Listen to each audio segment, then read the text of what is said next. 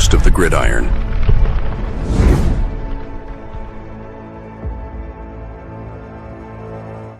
All right, welcome to the Gridiron, baby. If you can give this video a thumbs up or maybe share this video, that would be absolutely freaking phenomenal.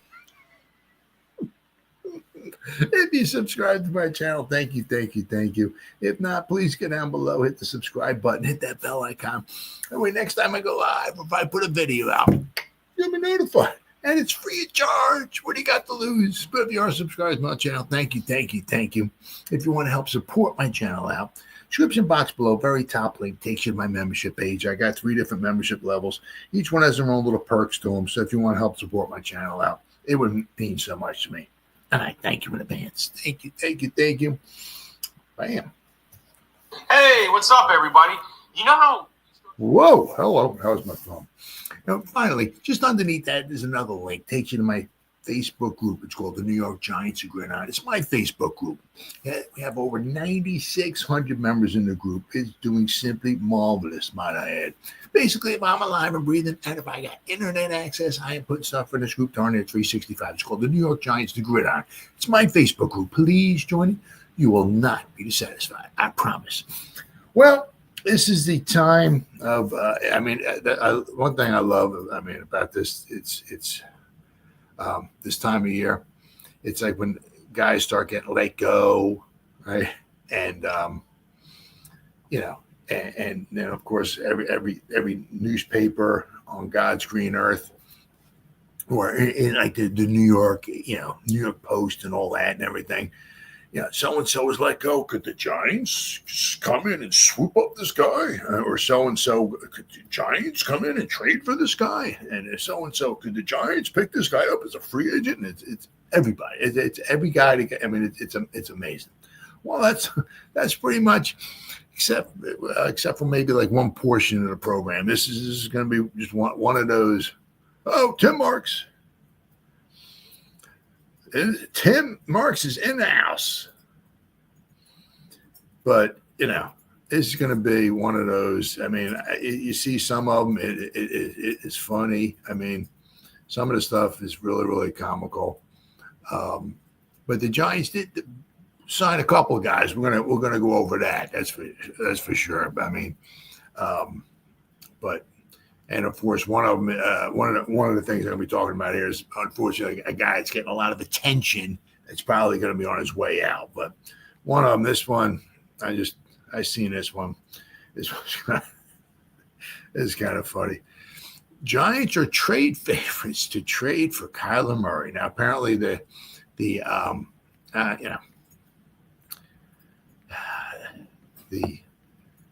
Cardinals expected to trade Kyler Murray to a quarterback-needy team for a coveted first-round NFL draft pick.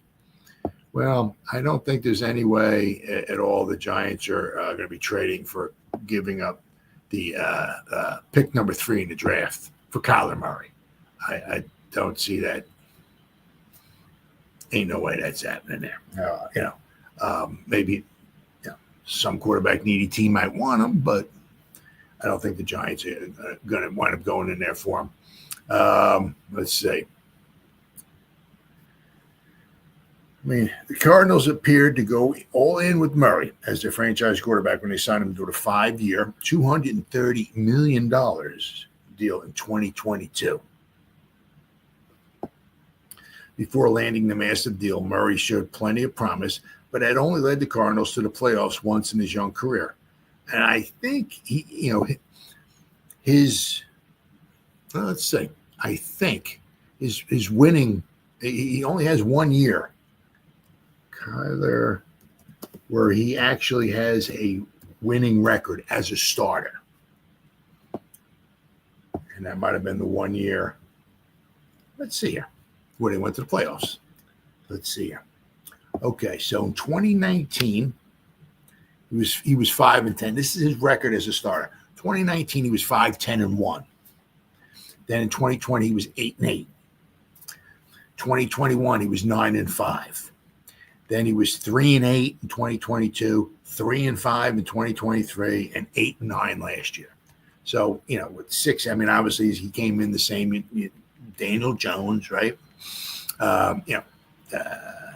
Daniel Jones, I guess, has one winning season under his belt, 2022. Kyler Murray has one winning season under his belt, 2021. So, and the thing is with, one thing you can say with Daniel Jones, okay, is that, he's always had Saquon back there, okay, but he's never really ever had like a number one wide receiver or anything like that. Kyler Murray has had some pretty good receivers, right? D-Hop, right? AJ Green. Well, AJ Green was old. Ertz, right? Some guy by the name of Larry Fitzgerald, who might be a Hall of Famer, So the Cardinals have always seemed to make sure, at least early on in his career, that Murray always had someone good to throw the ball to, right? And sometimes he had, had multiple guys out there, good guys out there. So, I mean, no Hall of Famers I can think of that wandered through the Giants while Daniel Jones was here. So Murray, is he a good quarterback? Is he a difference maker? He's a good quarterback, but I mean, I don't know if anybody's going to be trading number one pick for him. But let's see.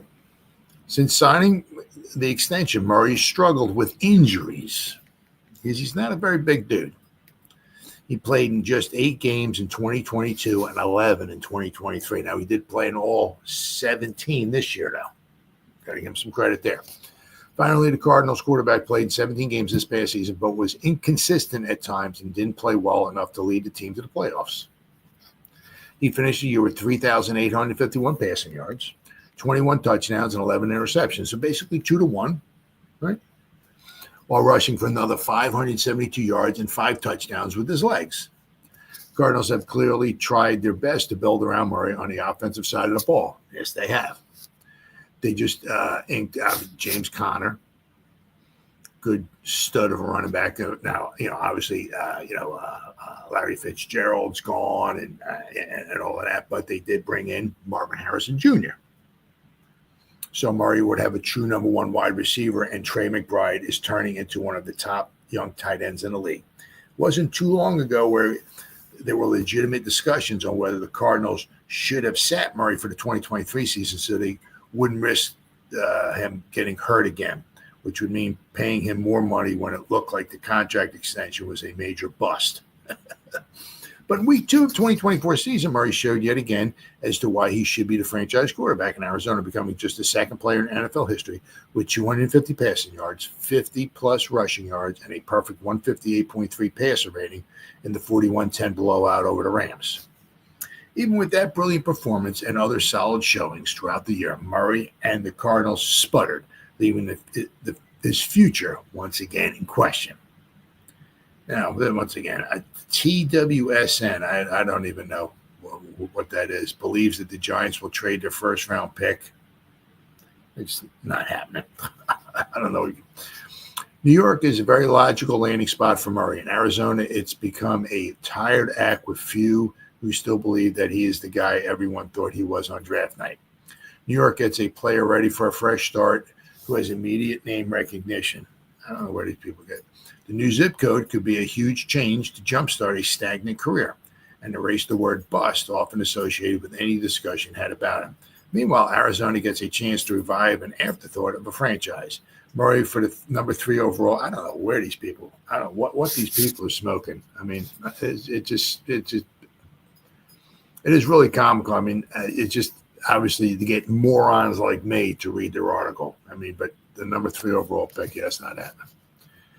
Giants are currently eyeing a quarterback solution after parting ways with Daniel Jones. With the number 3 overall pick in the upcoming draft, they have options such as Cam Ward and Shedeur Sanders. However, let's see.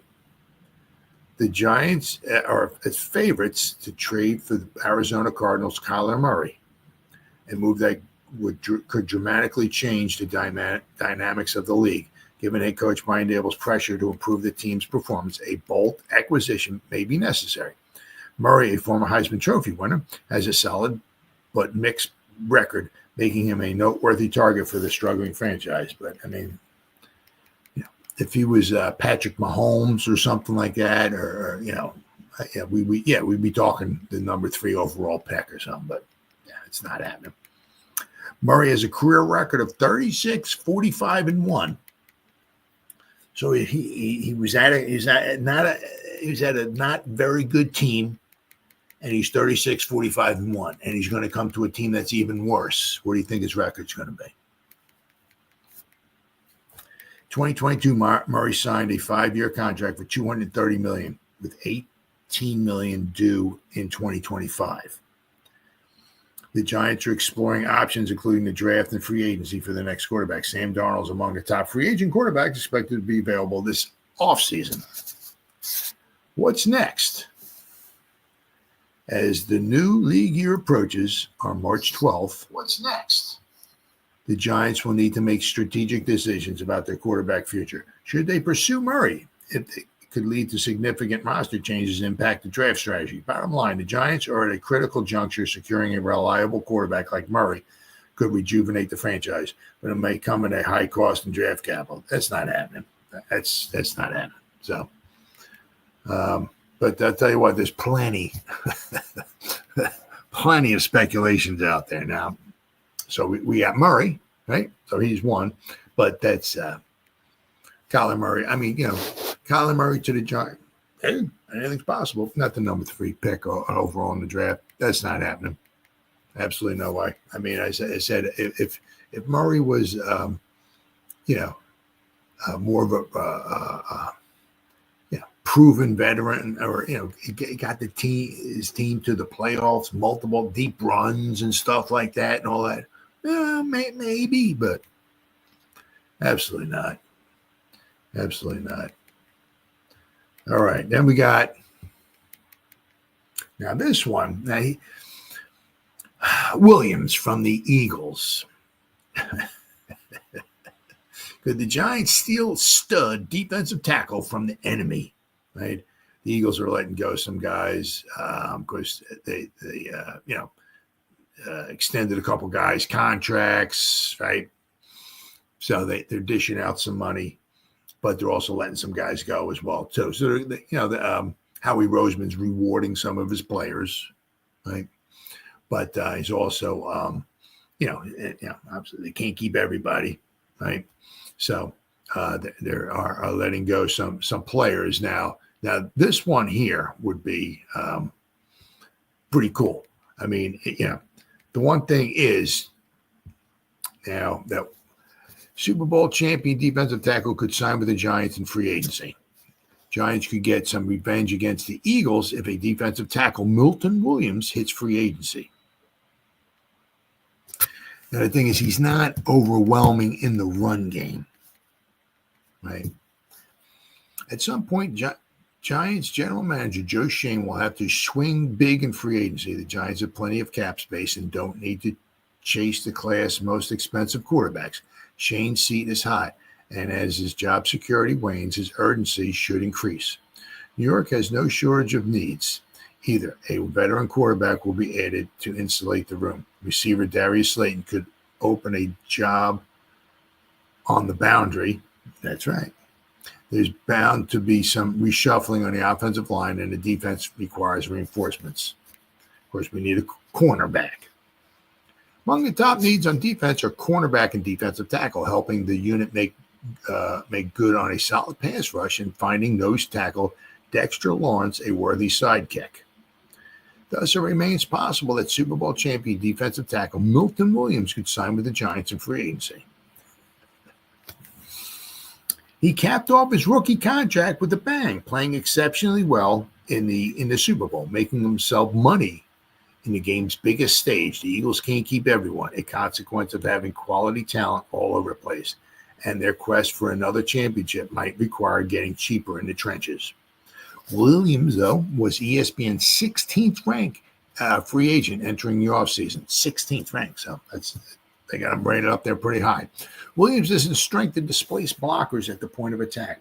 With the light feet and short area burst to slip interior offensive linemen as a pass rusher, Matt Bowen wrote. He had 5 sacks and 18 pressures in 2024 with the Eagles. The arrow is pointing up.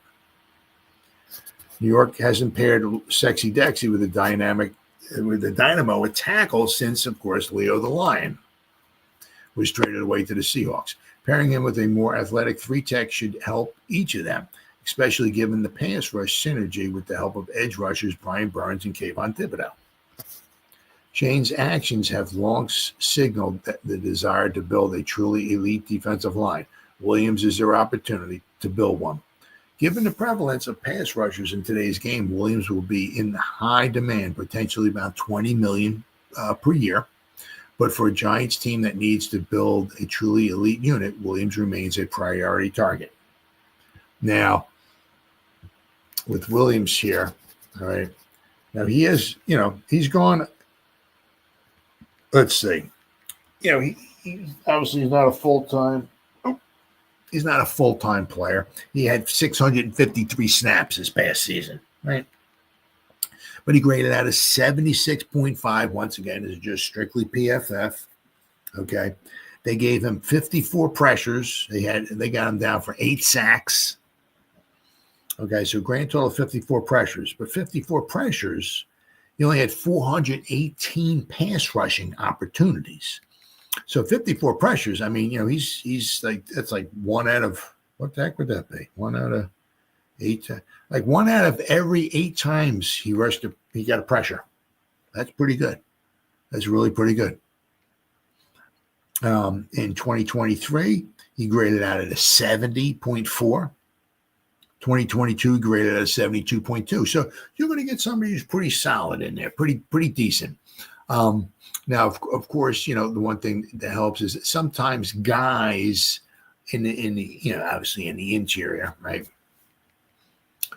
If they're playing next to or like good edge rushers, another good defensive tackle, obviously that lifts everybody up, right? So that's what might have helped Williams out maybe with the Eagles, but he's going to get the same thing here with the Giants. He's going to have 2 good edge rushers. He's got Sexy Dexy is better than any defensive lineman the Eagles got, right?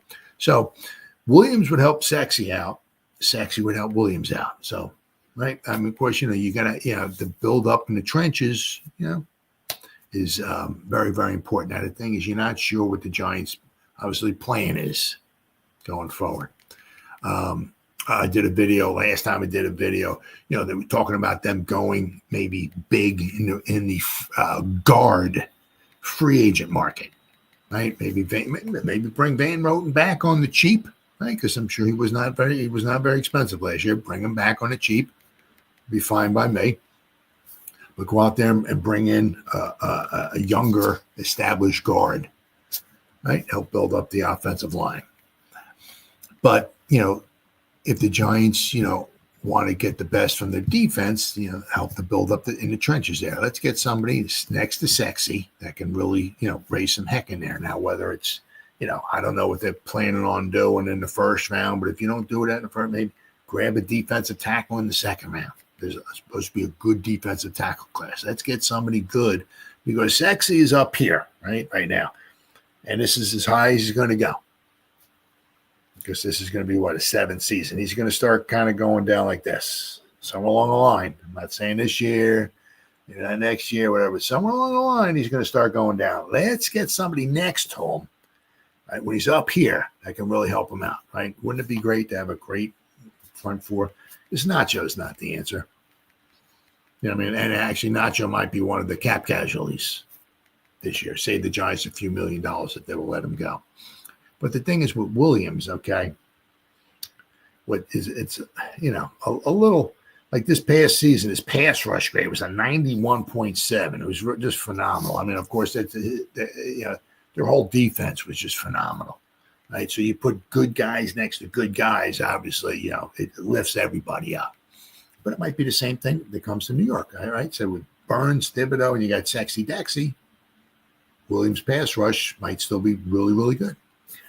Thing is his tackling's never been that phenomenal. His tackling grade was a 39.8. 2023 was a 41.7. His rookie season was a 44.7. His run defense, sometimes it's, this past season, his run defense was a 41. 2 years ago in 2023, it was a 69. His second season was a 73.5, but then his rookie season, it was a 45.2. So, it's, you're not sure. You can get pretty good results from his run defense, or you could be kind of crappy. This past season was kind of crappy. His pass rusher was very, very good. His run defense was not. So, I mean, it's going to be one of those wait and see things. You know what I mean? I'll have to wait and see. But I mean, it's just funny because it's like every time that, another guy gets let go, could the Giants come in and swoop up this guy, So we'll have to wait and see. But I mean, the Giants, it would really, really be nice to get somebody next to Dexter Lawrence in there that could really, really help out the defensive line. I mean, let's be honest. I mean, the run defense was very poor last year. Very, very poor. So if we're not going to go after like somebody like Williams, maybe if we get somebody in there who's maybe, because Williams is better maybe at rushing the passer than he is maybe at stuffing the line, right? I wouldn't be, against bringing in somebody who's maybe more of a run stuffer and then maybe as a pass rusher, right? Somebody can consume some blocks, right? So we'll have to wait and see. Obviously, the Giants got a plan. Not exactly sure where it's going to wind up being, but we'll have to wait and see. But unfortunately, right, quite a few, according to these articles here anyway, quite a few teams are showing some interest in Mr. Slayton. And, hey, I understand, makes sense to me. All he's done basically year in and year out on a crappy team with crappy offensive lines, crappy offensive play, not very good quarterback play, blah, blah, blah, blah, blah. All he does every year is catch over 700 yards, right? Almost every year, year in and year out. Now, obviously not this past season because, I mean, obviously, between Wando Robinson, right, and some guy by the name of Malik Neighbors, right, they had over 200 receptions. There was over 300 targets thrown their way. So obviously Slayton's targets came down quite a bit. So where he wants to go is where he feels the love, obviously. You know what I'm saying there? Feeling the do-re-mi. But he wants, maybe a chance to win, right? Because we've been a perennial loser here, right? We had the one nice season, right, where we went to the playoffs. But other than that, we've been a doormat ever since he's come in. His main man, Daniel Jones, is not here anymore, right? And Giants are paying him, a 2-year, $12.5 million contract for 2 years.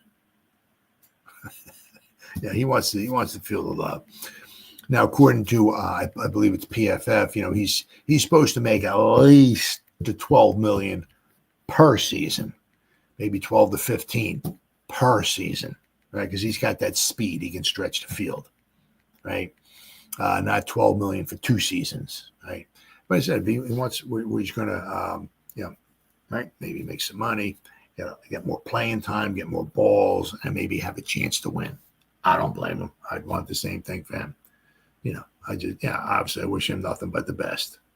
But he is getting quite a bit of some interest here in free agency as a niche deep threat. New York Giants wide receiver Darius Slayton heads toward free agency, expecting to garner attention from clubs needing to add speed to their lineups. And that's something he can give you. When you look at that, my ability to stretch the field becomes more valuable because that leads to shorter drives, one-play touchdowns. You need chunk plays to score in this league, Slayton said on the Talking Ball with Pat Leonard podcast. We know we have a lot of interest out there, and when free agency opens up, we'll have a lot of different conversations to have with a lot of different people. The 28-year-old led the Giants in receiving yards in 4 of his 6 seasons in New York, but never surpassed the 770-yard mark in any campaign. Big Blue continually tried to downgrade Slayton but always turned back to the playmaker in times of need. With Malik Neighbors and a young core now in New York, Slayton is poised to move on. During the podcast interview, he repeatedly referred to the Giants as they, as opposed to we, a non-binding but subtle indicator of where he's at mentally heading into free agency. So his mind is not in New York, it's elsewhere. Slayton said his goal is to land with the winner. Yep, that's not New York. Somewhere where they're striving to be competitive, and that the goal is to win.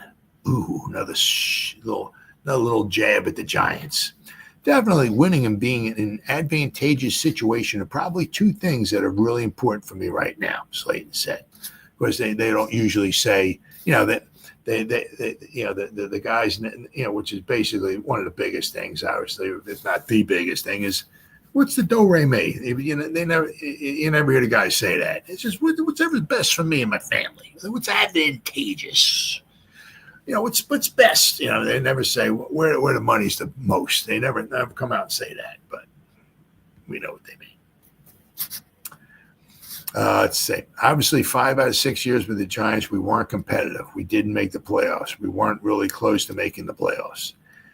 And one thing I've learned in my career, you play with guys that have the attitude of, if I go off and I get paid, I sleep great at night. And I have learned over my career that I do want to go off and I do want to get paid. But it weighs on me so heavy just losing every single week. I can't take it. Like, there's no money that's going to make me just go home and be like, I'm obviously going to be a little more happy in my Hellcat than in a Camry. But like my spirit, the core of me cannot take that.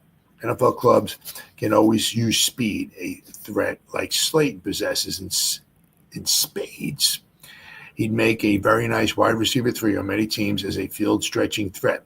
While the top of the free agency class is littered with 30-plus-year-old possession wideouts, there are a lot. Oh, yeah. Few bring the burners like Slayton. The former Auburn product might not see a massive long-term pack, but he certainly can add a dimension to a needy club on a shorter deal. This receiver free agent class is very unique, and fortunately for me, I am in a niche spot for my ability combined with where I'm at in my career that makes me fairly valuable at this point in comparison to some of the other guys, Slayton said. Slayton landed as the number 44 pending free agency on Greg Rosenthal's top 101. But let's see here. Giants wide receivers heading to free agency. Per Pat Leonard, Slayton is not expected to return to the Giants because of his desire to win and the expected cost. Leonard named the Chargers, the Panthers, and the Steelers as potential suitors while bringing up Pittsburgh's pursuit of Slayton last offseason. So Slayton outlined what he's looking for at this point in his career and how he's prioritizing a winning culture over some extra money. Well, we'll see. Definitely winning and being in an advantageous situation. Yeah, that's just what I said there. Slayton's 28, was a 5th-round pick by the Giants out of Auburn in 2019. He signed a 4-year, $2.7 million rookie contract with the Giants. 4 years, $2.7 million. That included $233,000 signing bonus and $233,000 guaranteed. The Giants and Slayton agreed to a restructured deal that reduced his salary from $2.54 million to a league minimum of $965,000. He was testing the open market as an undrafted free agent in 2023 when he returned on a 2-year, $12 million deal. 2024, Slayton appeared in 16 games for the Giants and caught 39 passes, 71 targets, 573 yards, and 2 touchdowns. But, I mean, obviously what I've seen, is that, from per PFF, he's supposed to make more than, like 12 to 15 million. Let's see here. All right. Okay. Let's go here. All right. Let's go. Milton here. Okay. Let me, okay. I got the PFF up here. All right. Let's get tools. And we're going to free agent. Free agent ranking. Okay. Let's go wide receivers here. Position wide receivers. All right, where is Slayton at here? His PFF, they give him like, an indication of what they might get on the open market. Darius Slayton.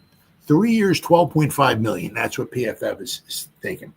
Possibly 3 years, $12.5 million per season. So basically, what the Giants got him in the last 2 seasons for, $12 million. He's supposed to make, according to PFF, possibly make that in 1 season. And 3 years, 12.5, 25 million guaranteed. So a 3-year, 37.5 million, and which would be 2.5 times what he's made in his entire career. Because you figure, in his 3-year career, his 3 years, if he signs 3 years for 37.5, right? You figure his time with the Giants, right, is 6 seasons with the Giants. He's made $12 million plus about like almost $3 million as a rookie, right? So you figure he's made about $15 million with the Giants, right? Well, in 6 seasons, and on the open market, he might wind up making 37.5 in 3 seasons. So this is his one big, chance to go out there and makes a nice payday for himself. Christ, what was it? Jamar Chase, I think wants. What was it? Was it him or ABCD Lamb? One of those guys wants to make like $40 million in a season. Yeah. So depends upon how good you are, right? But if it won't be this season, somewhere along the line, within the next year or two or whatever, we'll have the first $40 million wideout in a season. But I said Slayton's trying to make that in a few years. So, but you figure if he signs like a 3-year deal after this contract's up, he'll be over 30. And as long as he's still healthy, he can still contribute. But his biggest asset, right, would be his speed. So obviously, the older you get, the slower you get, right? So this is his good chance to get a nice big contract for him. So I wish him nothing but the best. He did, very good for the Giants, right? In the beginning, he did have his dropsy issues. But I know when the first year when Shane and Dable came in here, Slayton, they had him like on the practice squad. I'm like, they came in, they brought in all these other guys and stuff like that, and slept for a short period of time. Slayton was on the practice squad. Like, what the heck? But then of course, then guys started getting injured and all that. They put Slayton, I brought him in. And of course, that was in 2022. Once again, didn't have a phenomenal season, but almost every year, almost 700 yards. So, but obviously, he's become, I don't want to say like a forgotten man, but, when Malik and Wandale are getting whatever, 2/3 of the targets, so I understand where he's at. It comes a point in time, obviously, in a lot of guys' careers. It's he's given his heart and soul to the Giants for all these years, and it's time to go out. Because he gets himself a nice contract or so. Right? He should hopefully be set for the rest of his life. So I wish him nothing but the best. To me, he was just a fantastic class act of a guy. So wherever he goes, I'll be pulling for him, except when they're playing the Giants. Now, obviously, another one. It seemed like they bring him back every year, like on a 1-year deal. Casey Gridiron back 1 year. Casey Gridiron back 1 year. Casey Gridiron. So this was a good one. This was a good. You bring guys. We're going to be talking about another guy they're bringing back on the cheap as well too. But this one here, Captain Gridiron. They're bringing him back, so that's good. That's it. There we go. All right, Giants re-signed Captain Casey Gridiron to keep the popular team, and he's popular. There was no reason for the Giants to move on from Casey Gridiron as their long snapper. And on Wednesday, they re-signed one of their steadiest and most popular players. Gridiron has never missed any time in his 5 seasons with the Giants, playing in all 84 games. As a leader on special teams, he was voted in as the team captain in 2022 and again last season. In 17 games in 2024, Gridiron handled the long snapping duties on field goals and punts and came away with 5 special team tackles.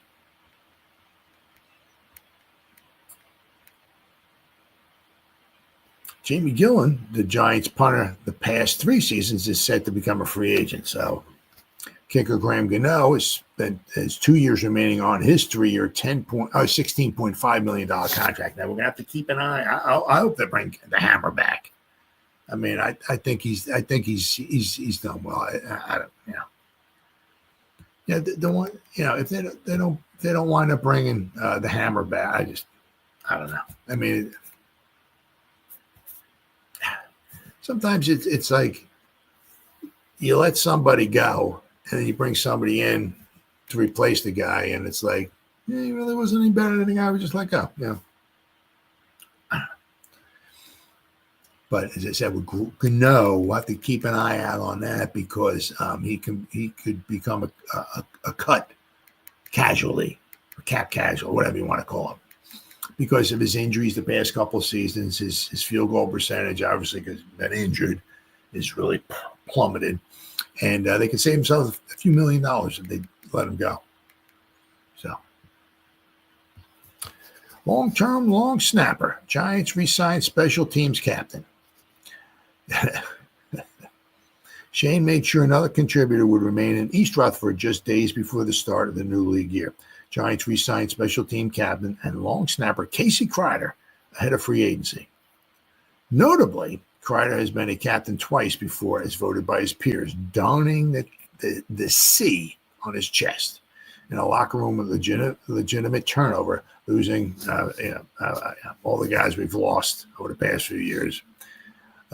Leadership becomes an all more valuable. He might not be a household name, but Kreider's impact is apparent to those in the building every day. And his football character is his defining trait. Kreider's durability isn't far behind. After playing 10 games in 2016, he's appeared in every possible game for the next 8 seasons. That journey began with the Broncos, where he earned a bid to the one Pro Bowl, but he's since carried over to New York, where he has spent each of the past 5 seasons. We won't pretend to be the foremost experts on long snapping, but it seems reasonably sure that the Giants would want to keep him around, given that he's performed adequately. Among the 23 long snappers with as many special team snaps as Kreider in 2024, 13 posted a higher special teams grade per Pro Football Focus. 2023, he fared much better.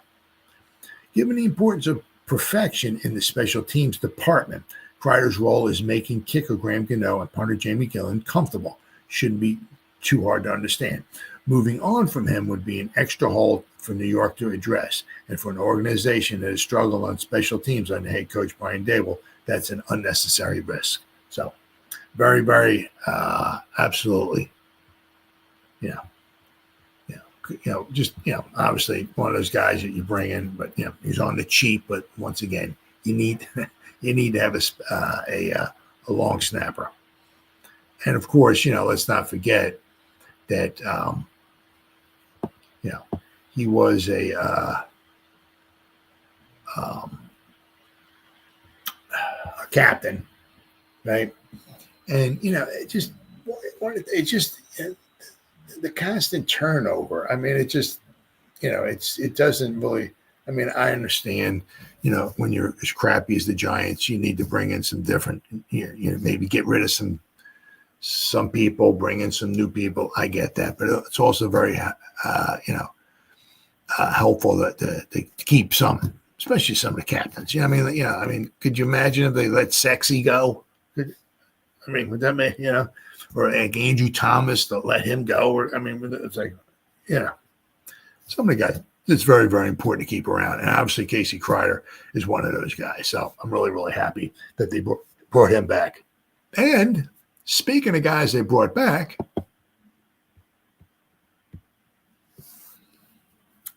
obviously this one,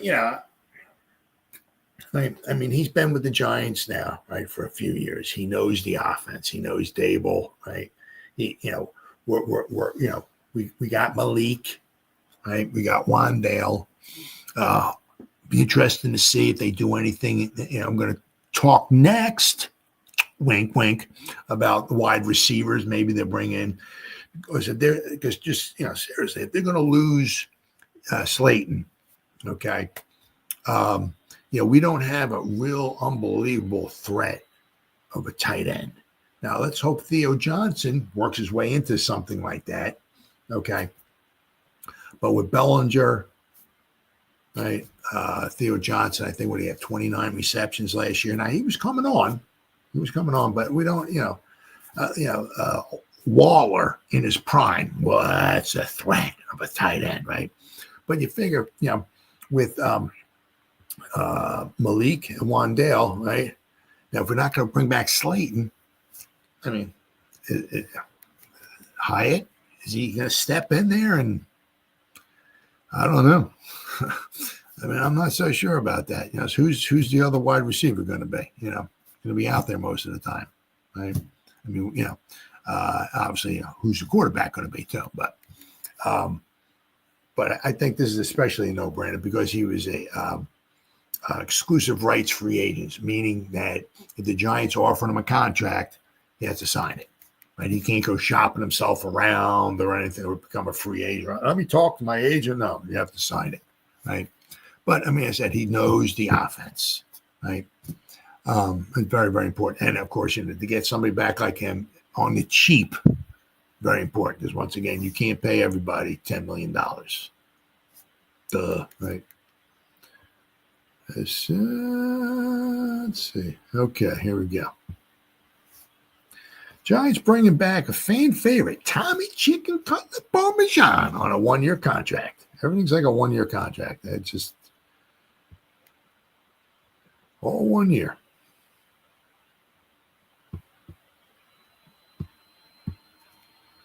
All right. Giants went into this offseason knowing that they had only one quarterback on their roster. Well, they didn't have any quarterbacks on the roster because they had to sign them. Right? They didn't sign him, but they had to offer him a contract. Tommy DeVito was an exclusive rights free agent, and they planned on exercising that option on a 1-year deal. That will happen in the coming days when DeVito signs the contract, and the Giants will get to work looking for the 2025 starting quarterback. DeVito, 26, is expected to share the quarterback room with a veteran signed in free agency. The negotiating window opens up on Monday. My God, it's unbelievable, isn't it? Today's Thursday. Actually, right now it's Friday. All right, so Saturday, Sunday, so like in 3 days, the tampering period will begin. 3 freaking days. Crazy, isn't it?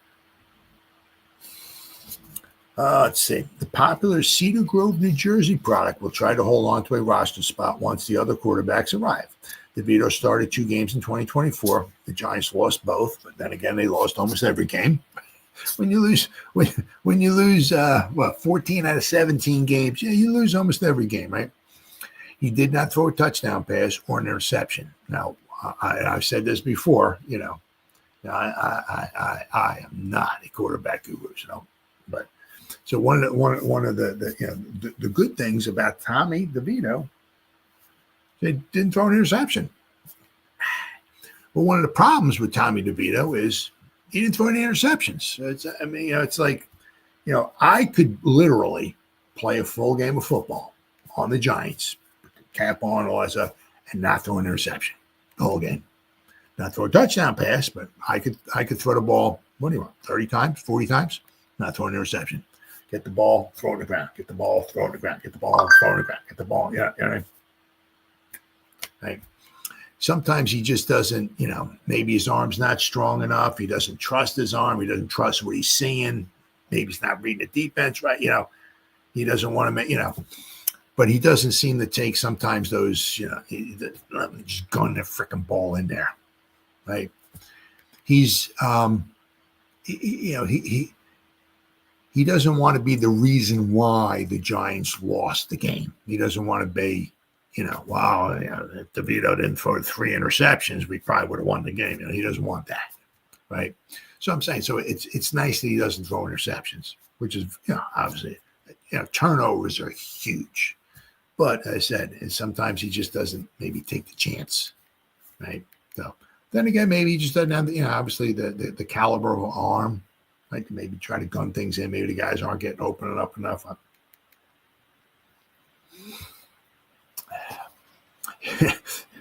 Oh, my goodness. He was part of a 4-quarterback cycle. The Giants used a dismal 3-14 season with Daniel Jones, Drew Lock, Tim Boyle, and Tommy Chicken Cutlet Parmesan. DeVito burst onto the scene in 2023, winning 3 consecutive starts after Jones went down with a torn ACL. So he'll always have that, right? DeVito went 3-3 in 6 starts that season, completing 64% of his passes.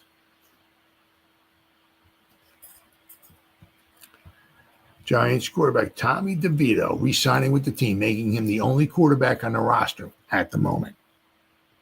I said, this Monday is going to be very, very, very interesting because you keep hearing all these freaking rumors, with obviously Aaron Rodgers, maybe Jameis Winston, Justin Fields. You don't know who the Steelers, they're going to keep Fields, they're going to keep Russell Wilson. There's a lot of guys out there. Sam Darnold, Kirk Cousins, so all these guys out there. Going to be interesting to see. I mean, obviously the Giants, have some type of a plan. They got plan A, plan B, C, D, and so on, so on and so forth. But obviously we know Stafford is not part of those plans anymore. But is Aaron Rodgers one of the, I don't know. But so the Giants made their first move to replenish the quarterback room this offseason, bringing back a familiar face from the last 2 seasons. They signed Tommy DeVito as he entered the offseason as an exclusive rights free agent. So I think there's a very, very solid, obviously pickup. Does it mean we're going to go to the Super Bowl? No. I mean we're going to go to the playoffs? No. But just good, solid pick, right? DeVito is the only quarterback on the active roster at the present time. Drew Lock and Tim Boyle are also free agents. Giants are looking at outside options at quarterback, which include Aaron Rodgers, and potentially trading up in the draft to select Cam Ward or Shedeur Sanders. Sam Darnold could also be an option in the free agency.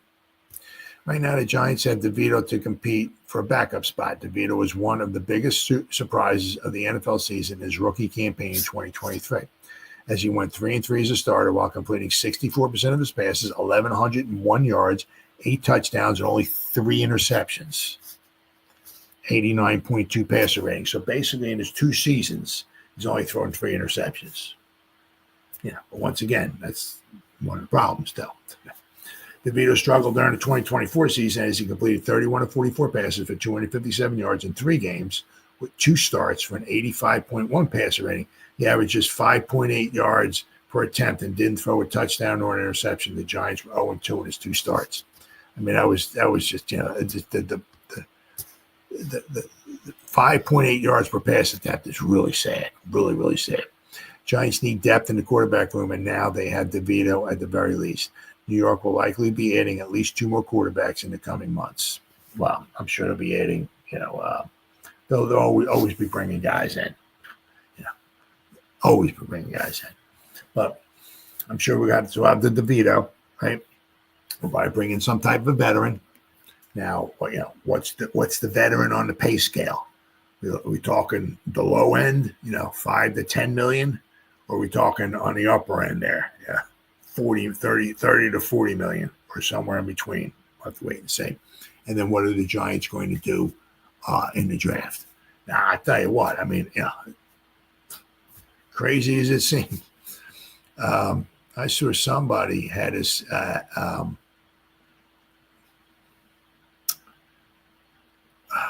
Dart with the number 3 overall pick.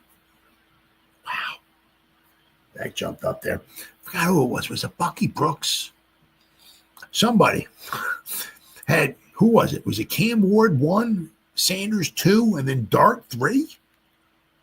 Had the Giants taken Dart at number 3. Now, I don't know if they took Dart number 3 because Cam Ward and Sanders were gone. Don't know. But it'd be very, very interesting to see. It'd be interesting to see because I'm sure the Giants, would love to add, obviously, a quarterback in this draft, right? Interesting to see what they do because say they get Ward and Sanders get taken 1-2, right? The Giants take best player available at number 3. That would make sense. What do the Giants do in the second round? Do they hope they get the rabbit's feet out and they hope they rub the rabbit's feet and hope and pray and all that, that somebody falls to them in the second round. I mean, because let's not forget, like last year, all the quarterbacks went in the first round, right? Does somebody going to scoop up Dart late in the first round, right? Do they hope that maybe they pick up Milrow maybe in the second round or something like that? So we'll have to wait and see.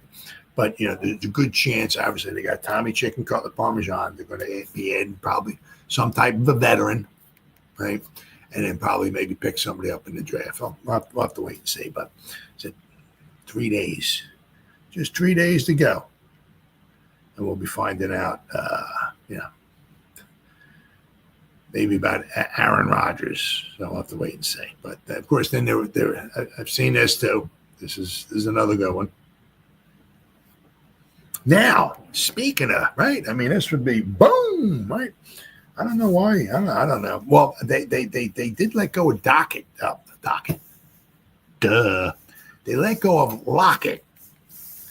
So the Seahawks, and they had a nice little plethora going on there of some receivers. So, but if they let go of Lockett, who's been around for a long time, but Metcalf has requested a trade.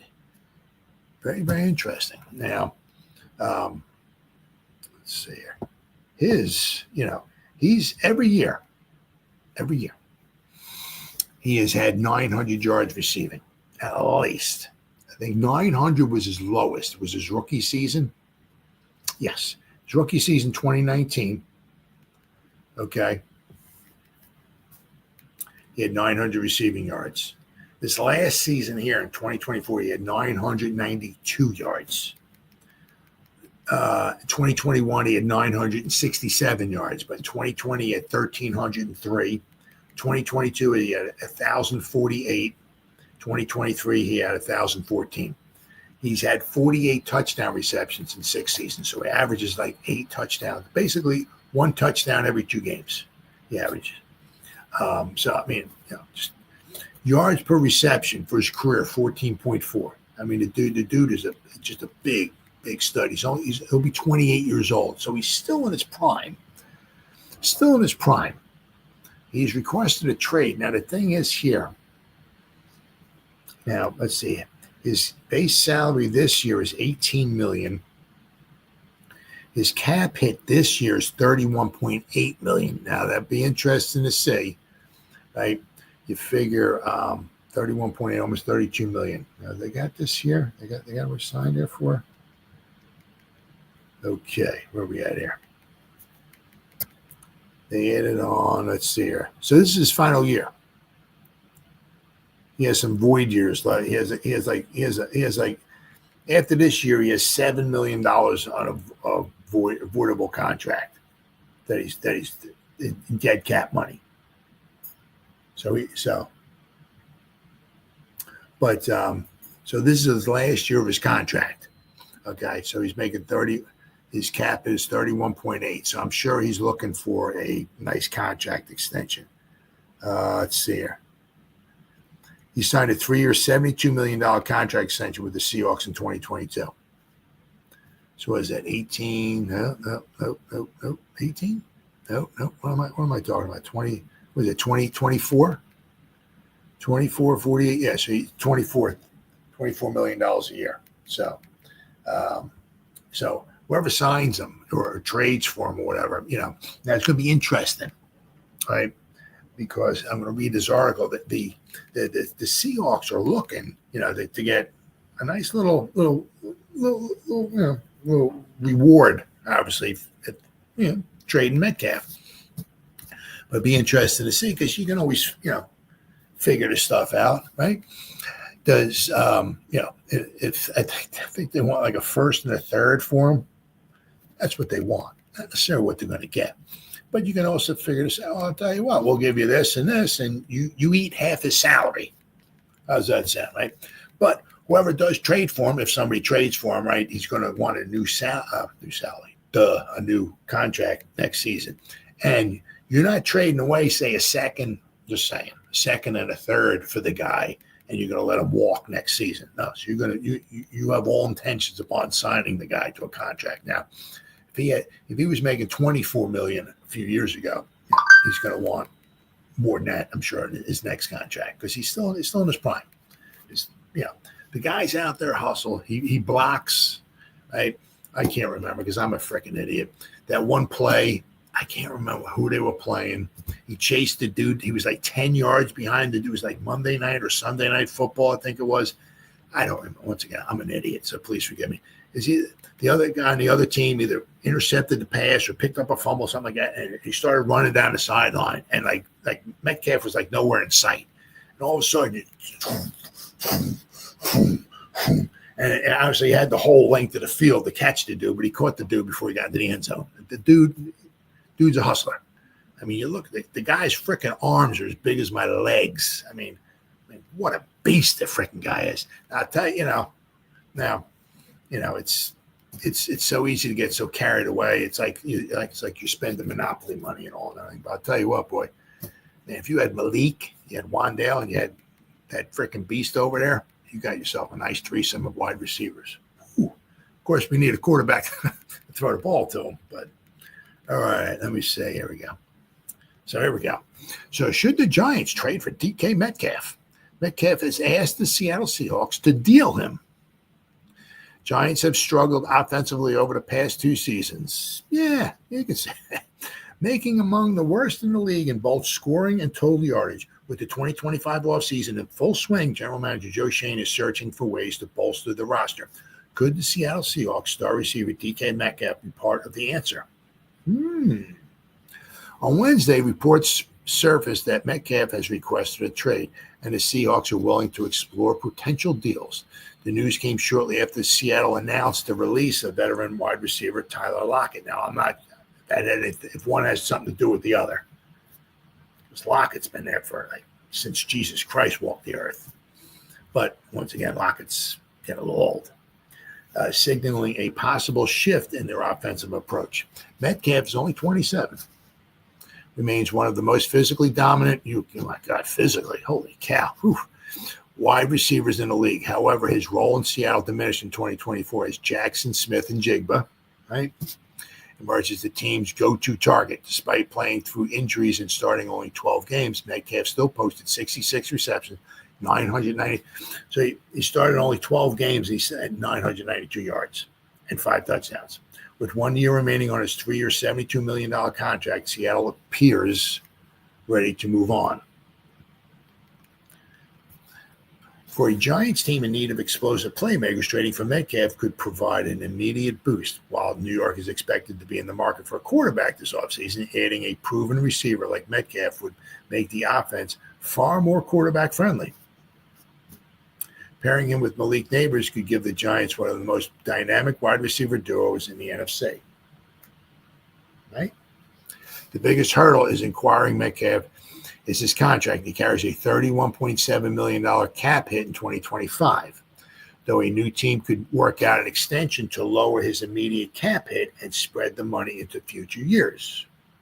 Giants currently have roughly $43 million in cap space, but they would need to rework existing contracts and allocate additional resources to make room for Metcalf. Yeah, the thing is that, we got, we have some money. There's ways the Giants can certainly open up other avenues to go down by cutting a few guys, restructuring some contracts. So the Giants can certainly open up some more, certainly get themselves some more money without question to be able to handle Metcalf's salary demands. That's for sure. But as for trade compensation, Seattle's likely to seek a significant return, potentially a high draft pick and an additional asset. Given the Giants' 3-14 record in 2024, they must weigh whether giving up draft capital and cap room for Metcalf aligns with their long-term rebuild. While the idea of Metcalf donning a Giants uniform is enticing, it remains unlikely the Giants and the front office would be willing to make such a bold move. Schoen has shown a willingness to pull trades on big deals in the past, acquiring tight end Darren Waller and pass rusher Brian Burns in recent seasons. However, with the team in its current standing, prioritizing draft assets and salary cap flexibility might make more sense.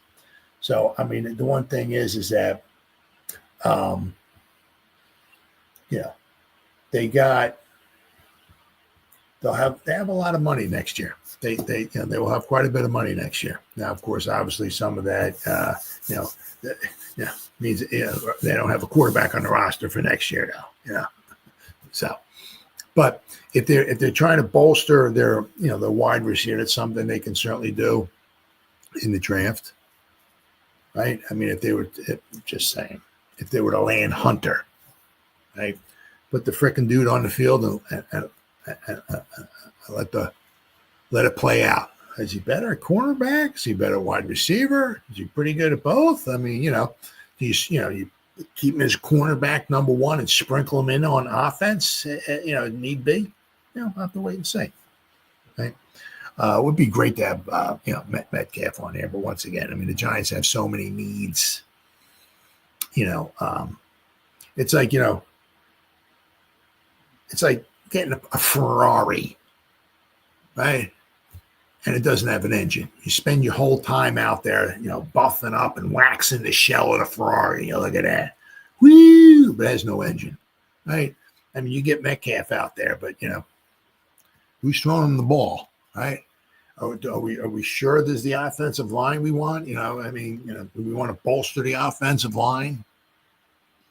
Right? Might have to spend some money. They were talking about, reading an article, they might want to spend some money on a guard. Right? Or we want to bolster the defensive line. We need a cornerback, So we'll have to wait and see.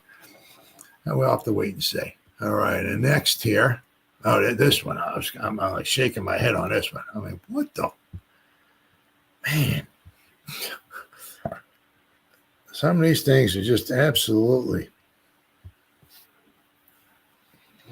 The one thing is, yeah. A couple of years ago, boy, this dude was all over the frickin' field, boy, making tackles left and right all over the place. And then we bring Bowen in here. One of the things, I understand, you got your philosophies and all that stuff and everything. And I get it. But also, another thing is coaches is to put the players in the best position to be, successful, right? Now, he did miss time. He had his back injured. So I'm not sure if that's one of the things and maybe it's souring the Giants a little bit on him and all, but I mean, I'm reading this one article saying that like some of the higher up, the brass and the Giants organization is kind of like they're not sure if Okereke is still the kind of guy they want around or anything like that. I'm like, well, what did you bring the dude in here for? But I'm saying you can see with Wink, right? He had 143 tackles or something, or 49 tackles with Wink. Of course, the last season with Bowen, there was a little bit of a different story, right? I mean, Pinnock wasn't quite as good as he was the year before. Okereke wasn't quite as good as the year before. Bowen was all gung-ho and everything about bringing in Isaiah Simmons. Oh, well, he'll be the money backer. Oh, yeah. What game? I mean, Simmons was hardly even on the defensive field. Well, what, we brought him in here for what? I mean, all right. So, Mr. Okereke, New York Giants brass split on whether Bobby Okereke's value to his value is to the roster. Giants general manager Joe Schoen has approximately $50 million in available salary cap space to operate with this offseason and could be planning to create more through contract restructures and by releasing veterans who don't fit their vision any longer. So Okereke fit their vision, and like a year or so later, he says, nah, I mean, why'd you bring the dude in? I mean, one of those veterans could be inside linebacker Bobby Okereke, who is halfway through his 4-year, $40 million deal he signed in March of 2023. Now, we're paying the dude $10 million a year, and he goes out and gives you almost 150 tackles 2 years ago. I mean, I don't know. He's just not good. I don't know. Really? Yeah. It's been reported by Pat Leonard of the New York Daily News that there are members of the Giants organization who have soured on the 28-year-old former Indianapolis Colts star. Soured on him. There have been rumblings this offseason from January through the NFL Combine that some members of the Giants brass do not have a high opinion of the linebacker and captain Bobby Okereke's value to the roster entering the 2025 NFL season. What the f did you bring the dude in here for? Giants have an out this offseason in which they can release their Karake and open up cap room over the next 2 seasons. Karake is due $3 million roster bonus if he is on the 90-man roster on March 14th. So what is that? Wednesday? What, Thursday? Thursday? Monday's the 10th, 11, 12, Friday. My bad. Friday. So the answer will come soon. Giants would eat $10.9 million in cap space for 2025 by cutting or trading a Karake, but they gained $3.5 million this year and $9 million next season per over the cap. Karake is limited to 12 games in 2024 due to a back injury, though, which can be tricky, and was amply spelled by rookie Darius Muasau. Giants also have Micah McFadden, Deontay Johnson in the fold, and may feel they can also use the draft and free agency to add inside linebackers to the roster if needed. Karake had an excellent 2023 campaign under Wink Martindale. Now 149 tackles. She had 2.5 sacks, 2 interceptions, 10 passes defensed, 4 forced fumbles, playing 100% of the defensive snaps. Since the Giants replaced Martindale with Shane Bowen, Leonard has observed that Karake has been a less effective player and has been utilized differently. It just, I don't know. I mean, yeah. To me, I understand and I get it. No, I can understand, right? But it's, if I'm Dable, and I mean, and I'm going to Bowen, right? It's like, you know what? See the middle linebacker we got there, Karake. He's pretty good. You might want to maybe, can you utilize him any differently so he gets some more tackles? Or see, this is one of the hugest differences, right? Is basically, right, of bringing in different people. I did this on a video, whatever it was, a week or so ago, whatever. Bringing in new GMs, new coaches, offensive, defensive, all this stuff. Right? Because what they do, right? The new GM and the coach, they sit down, they look at the roster. They got 53 guys there, but not my guys. Bye-bye, right? Yeah, I'll keep 10 or 15 of them, but the rest of those guys, they're gone. Right? So you bring in new guys and they get utilized differently. Like Wink and Bowen. Guys get utilized differently. 1 year, Karake's, pretty effective. Next year, maybe not so much. 1 year, Karake for $10 million, and the dude makes almost 150 tackles. I'm talking about the bargain of the century there, right?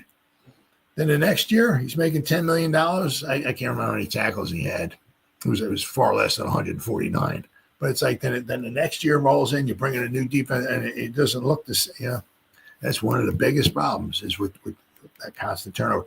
And that's one of the things what Mr. Mara was kind of talking about. That's why he gave him another season, right? With as much as some of us hate that and all that thing with Shane, they keep the consistency there. They say, because as soon as you bring in another GM or coach or whatever, right, they're just going to be like, I got my philosophy, how we're going to win. And out of these 53 guys, 40 of them ain't no good, so it's like, right, so that's huge.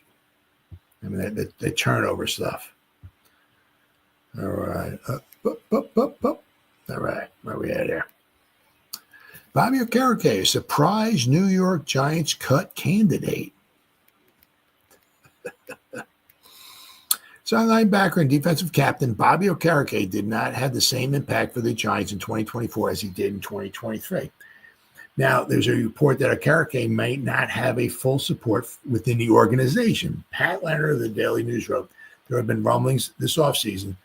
I went over that the Giants brass do not have a high opinion of the linebacker and captain Karake's value to the roster entering the 2025 NFL offseason. Let's see. Yes, in 2023, he had 11 tackles for loss. He had 6 quarterback hits, 2.5 sacks, 4 forced fumbles, 10 passes defensed, 149 tackles for $10 million. Carrick was also outspoken in support of then defensive coordinator Wink Martindale. With Shane Bowen far different than Martindale schematically taking over the defense in 2024, Carrick was not nearly as impactful. He also missed the final 5 games of the season due to a herniated disc in his back. So, and that's one of those things you never know. Carrick admitted during the season that Bowen's scheme was an adjustment for him. For over the cap, Carrick is due $3 million roster bonus this upcoming week. The Giants were to cut or trade the 28-year-old. It figures they would do so before having to pay that bonus. Giants would take a $10 million cap hit this season, but they would save $3.5 million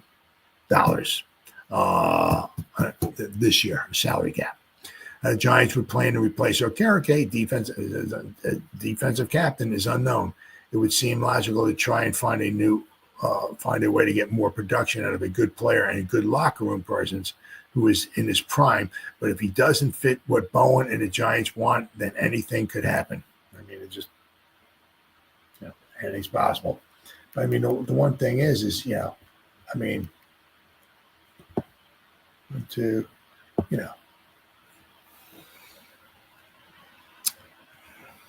I mean, his strong suit obviously is getting to the ball and tackling it.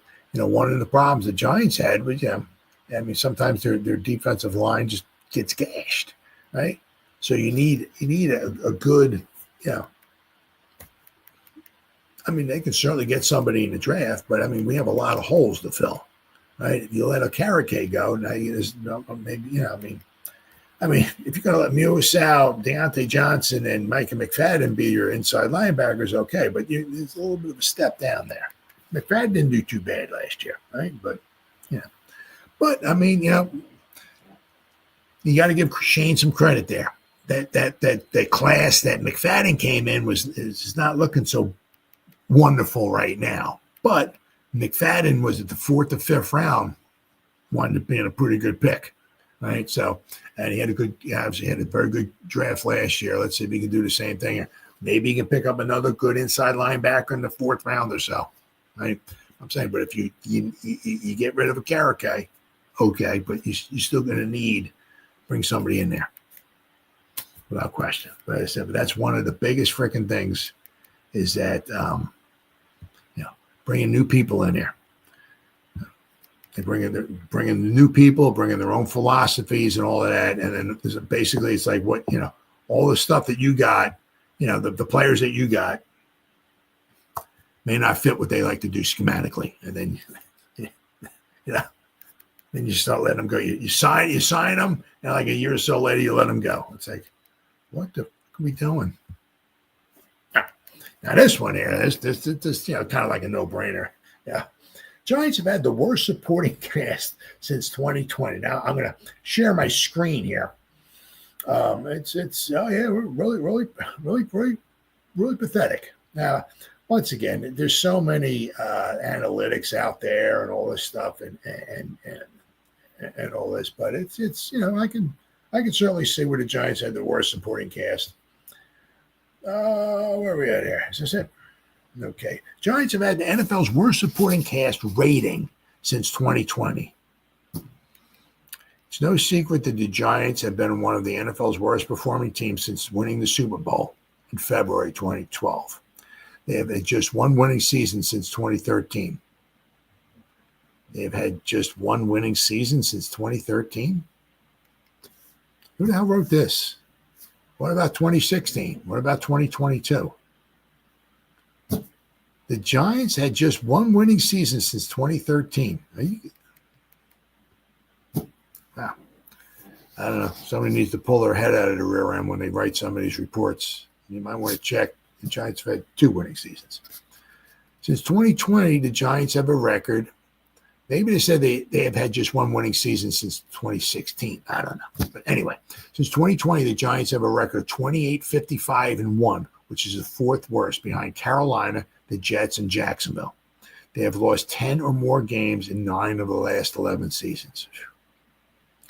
There are multiple reasons behind the free fall of this once proud franchise. First, they have lacked leadership from the top to the bottom with the organization and have been shuttling personnel in and out at an alarming rate. Yep. Coaches, right? Players, right? Since Tom Coughlin was unceremoniously shown the door after the 2015 season, Giants have had 5 head coaches. Ben McAdoo, Steve Spagnuolo, Pat Shurmur, Joe Judge, Brian Dable.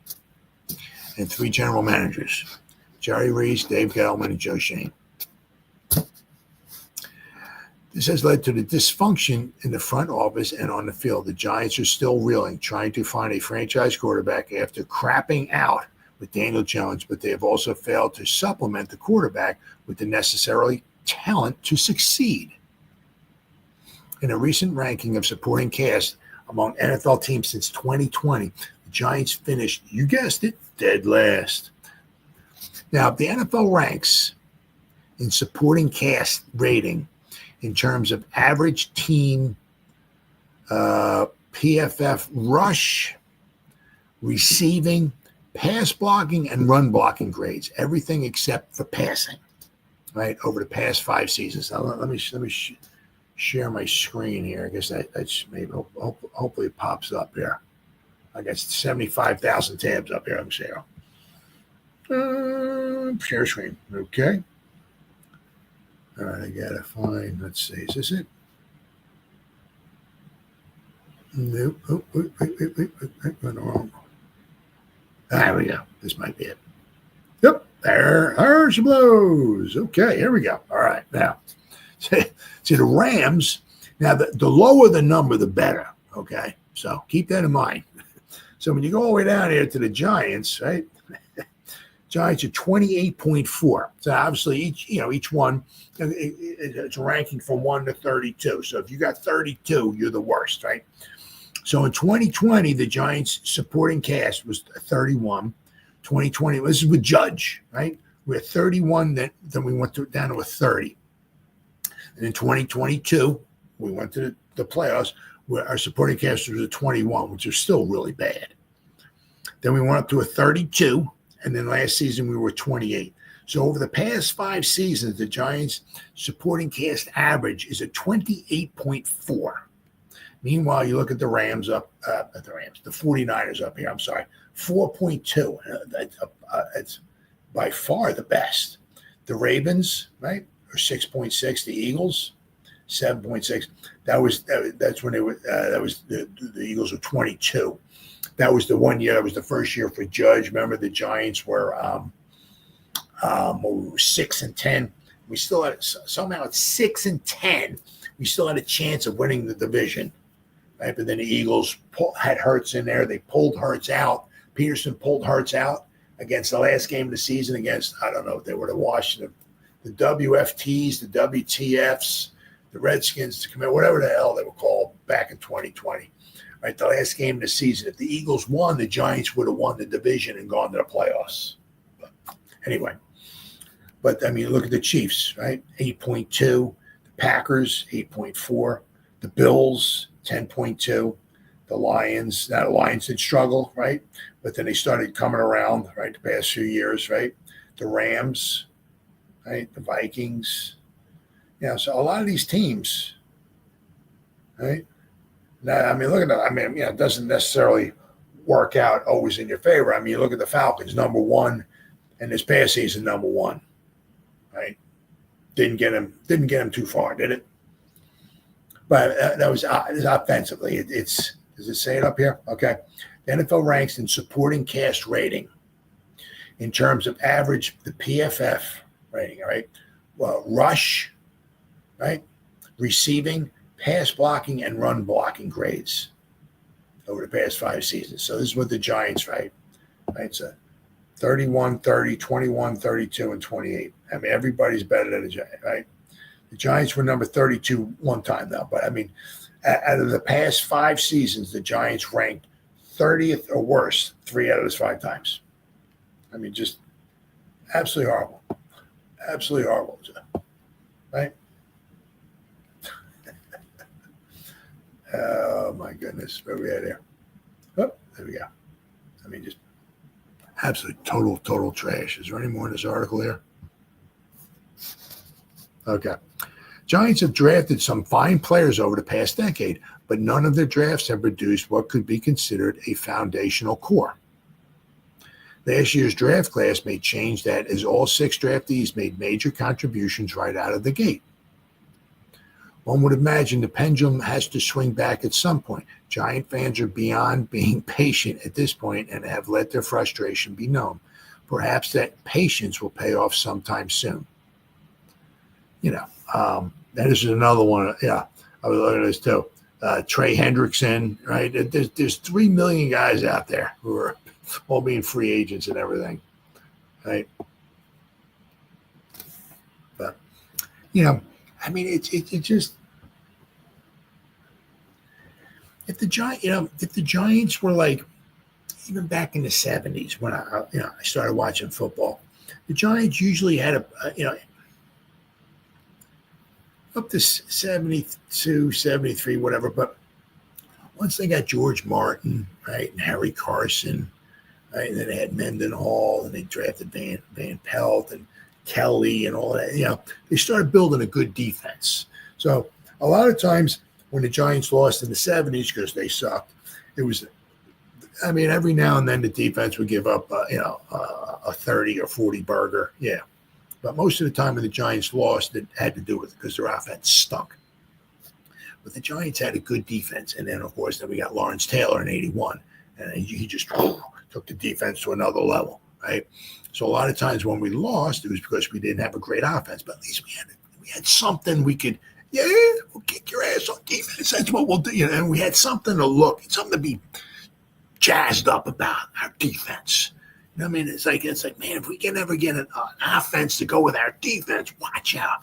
I mean, it's like, it's just almost like every year. It's like you're waiting for us to have like something, anything to get excited about. It's like, offense sucks, and our defense sucks. I mean, the one thing we did have last year was, at least in the beginning, the first, 5, 6, 7 games, we were leading the league in sacks and stuff like that. Right, so we had something to hold puff our chest out about. But I mean, for the most part, it's like nothing. I mean, it's like we're not. It's like every year. We never have a spectacular offense. We don't have a spectacular defense. It's like right. I mean, it's like if we put it like we built up the defensive line, and we got some really good cornerbacks, and we could just shut down teams or hold them to not many points, and then start working or something, or get a really prolific offense going, and we could score 30 points a game, but our defense was still suspect, giving up a lot of points. At least we have something to get excited about. But it's like every year, it's I mean, how many years in a row we had like 15 points a game. Right? I mean, it's tough for almost any defense to keep up. If you're on Giants' defense was really, really good. It's hard to even keep teams under 15 points a game. But we have like nothing at all. Get excited about it, and it just proved it right there. I think that was just strictly offensive, though. But I mean, the worst supporting cast. It just really, absolutely unbelievable. Really, really is unbelievable. All right, guys, it's been 1 hour and 24 minutes. Whoever spent any time listening to me live, thank you. If anybody's going to spend any time watching a replay this, once again, thank you so much from the bottom of my heart. It means the world to me. As always, you guys stay safe out there and go Giants. Woo! Oh, yeah.